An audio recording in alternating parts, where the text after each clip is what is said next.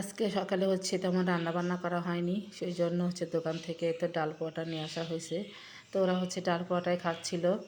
আর আমার একটু বাসি ভাত ছিল। আমি বাসি ভাতটাই খেয়ে নিয়েছি। তো যাই হোক, বাচ্চা-কাচ্চা ডাল পরোটা খেতে এত ভালোবাসে কি বলবো। মনে হয় ওদের কাছে অমৃত। তো যাই হোক, ওরা খেয়ে নিচ্ছিল। ওদের খাওয়াটাই বেশি প্রাধান্য দেওয়া হয়। তো এদিকে ওরা খাবার-দাবার শেষে আমি আবার দুপুরে রান্নাবান্নার জন্য সব কিছু গুছিয়ে নিলাম। এখানে ইলিশ মাছ ছিল একটা, কেটে নিয়েছি। আর কিছুটা মোয়া মাছের মাথা ছিল আর বেশ কিছুটা কাতল মাছ ছিল। তো ভাবলাম যে এগুলো দিয়ে আজকে রান্নাবান্না করব। আসলে ২ রকমের মাছ বের করে নিলাম। ইলিশ মাছটা শাশুড়ি মা খুব পছন্দ করেন আর কাতল মাছ মেয়ে খুব পছন্দ করে। সেইজন্য ২ রকমের মাছই বের করে নিলাম। আর ২ রকমের মাছই অল্প, অল্প ছিল। এদিকে মাছের মাথাগুলো অনেকদিন হলো ফ্রিজে গড়াগড়ি খাচ্ছিল। ভাবলাম যে একটু ভালো করে ভাজি করে ভর্তা করে নেব। কারণ মাছের এই মাথা ভর্তা খেতে কিন্তু অনেক মজা লাগে। জানি না তোমরা কেউ এর আগে খেয়েছো কিনা? আমি কিন্তু প্রায় মাঝে, মাঝে খেয়ে থাকি। বিশেষ করে যখন বেশি হয় এই মাথাগুলো। তো যাই হোক, মাথাগুলো অনেক সুন্দর করে হলুদ লবণ দিয়ে মেখে ভাজি করে নিলাম। মাছগুলো একদম হলুদ লবণ দিয়ে মেখে নিয়েছিলাম।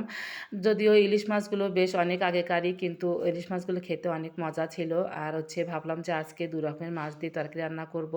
তো আমি আবার এর মধ্যে থেকে ২টো মাছ ঝুলে দিয়েছিলাম আর বেশ ২-১ টা মাছ এমনি একটু ভাজি রেখেছিলাম। কারণ আমি আবার একটু ভাজি মাছ খেতে বেশি পছন্দ করি, বিশেষ করে ইলিশ মাছ।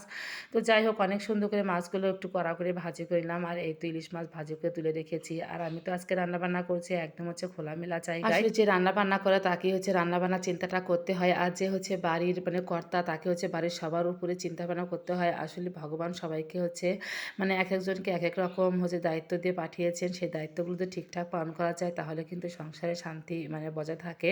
এটাই আমি ভাবি আর কি, আমি মনে করি। তো যাই হোক, এদিকে মাছগুলো সুন্দর করে ভাজি করে নিচ্ছিলাম। আর আজকে মাছের পিসগুলো একটু ছোট, ছোট ছিল।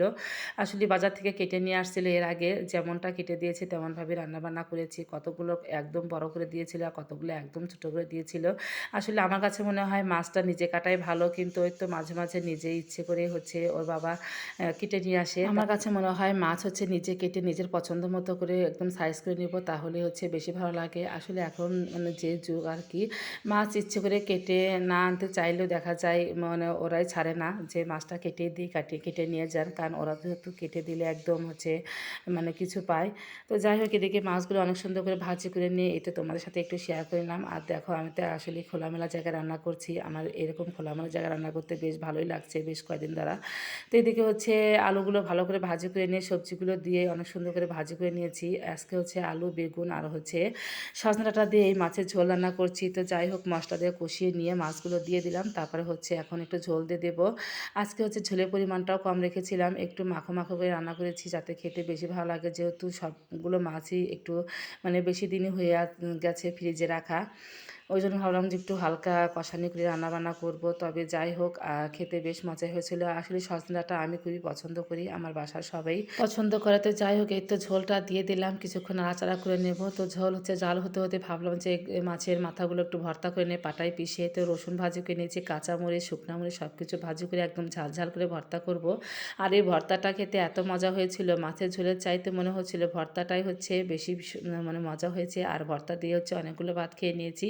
এদিকে ভর্তা হতে হতেই মাছের ঝোলটা বলক উঠে গেছে। তো যাই হোক, ভর্তা করা শেষ। এখন পাটাগুলো ধুয়ে নিচ্ছিলাম। আসলে স্বাদের কিছু খেতে হলে তো একটু কষ্ট করতে হবে, তাই না? এই পাটা ধুতেও কিন্তু অনেক প্যারা। যাই হোক, পাটাটা অনেক কষ্ট করে একদম কষলে কষলে ধুয়ে পরিষ্কার করে নিলাম। তো এই তো রান্নাবান্না সব কিছু করে গুছিয়ে নিয়েছি। এই তো আমি দুপুরে রান্না করেছি আলু, বেগুন আর সজনে ডাঁটা দিয়ে কাতল মাছ, ইলিশ মাছ একসাথে করে, আর ইলিশ মাছ ভাজি রেখেছি, সাথে মাছের মাথা ভর্তা। এত মজা হয়েছিল সবগুলো পদই। মাছের ভর্তা অসাধারণ হয়েছিল। তো যাই হোক, আজকের ভিডিওটা এ পর্যন্তই। ভিডিওটা ভালো লাগলে অবশ্যই লাইক কমেন্ট শেয়ার দেওয়ার পাশে থেকে। টাটা।